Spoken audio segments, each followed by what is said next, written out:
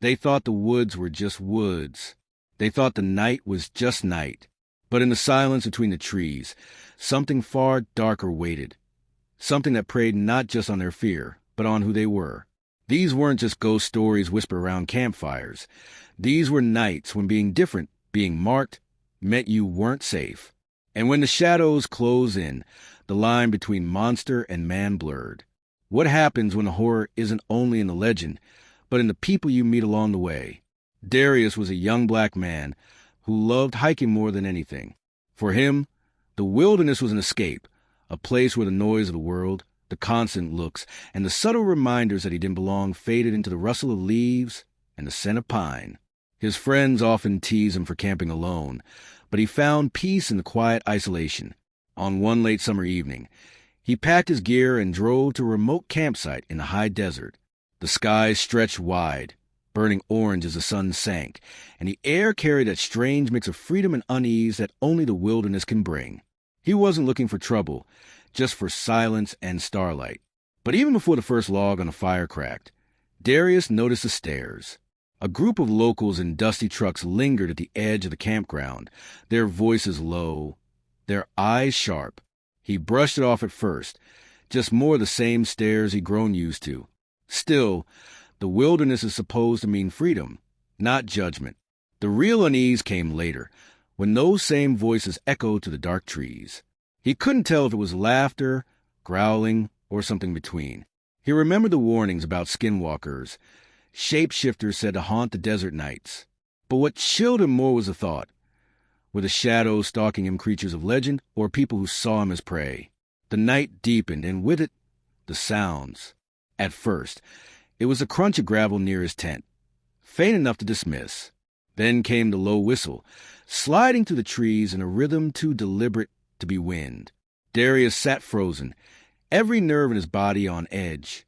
He remembered his grandmother's stories about the Skinwalker, creatures that could take the form of any animal they killed, voices warped, bodies twisted. The stories weren't just tales. They were warnings. Never look too long into the eyes of something you don't understand, she used to say. But this night, the danger was both supernatural and human, because when Darius peered out from his tent, he saw not only shapes moving in the dark, but also the glint of headlights still parked at the edge of camp. The locals hadn't left. They seemed to be waiting, watching. The voices grew louder. A coyote's yelp echoed, but it was wrong, drawn out, mocking, like someone trying to imitate the sound. Then came heavy footsteps, circling, as if testing how much fear he could bear before breaking. He tried to stay calm, but his mind raced. Was it men trying to scare him out of their land? Was it a creature stalking the vulnerable, a lone figure by the fire? The two fears twisted together until they became inseparable. Hours passed in a haze of half-sleep and dread. Every time he closed his eyes, he woke to the crack of twigs just outside his tent. He whispered to himself, trying to hold steady. But when dawn approached, the game shifted. From just outside the flap of his tent came a voice. Low, rasping. Too close. It called his name. His blood froze. No one out here knew him. No one should have known his name. The voice called again, broken, distorted, like a throat that wasn't made to speak. Darius. He didn't breathe, didn't move. The sound was human, yet it carried a weight that felt inhuman, as if the desert itself had shaped lips to taunt him. Then, slowly, the tent wall pressed inward as though a hand or claw was dragging along its fabric. In pure terror, he grabbed a flashlight and flung the zipper open, blinding the space outside with a beam of light. The forest seemed empty, the fire long dead. But at the edge of the glow, he saw it, eyes gleaming too high off the ground belonged to any coyote, too wide and unblinking to be human. And beyond the eyes, shadows of men leaning against their trucks, watching, smirking. It was then he understood. The real horror was not just in the thing stalking him, but in knowing that if he screamed, no one would help, that if he vanished into those woods, people would say he shouldn't have been there in the first place. The laughter echoed again, coyote-like and cruel, until it became impossible to tell if it came from beast or man. His chest tightened, heart pounding so violently he thought it might give out. The desert didn't care. The night didn't care.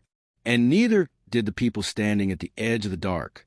When the sun finally rose, the trucks were gone. The ground outside his tent was torn with prints. Some human, some animal, all circling him through the night.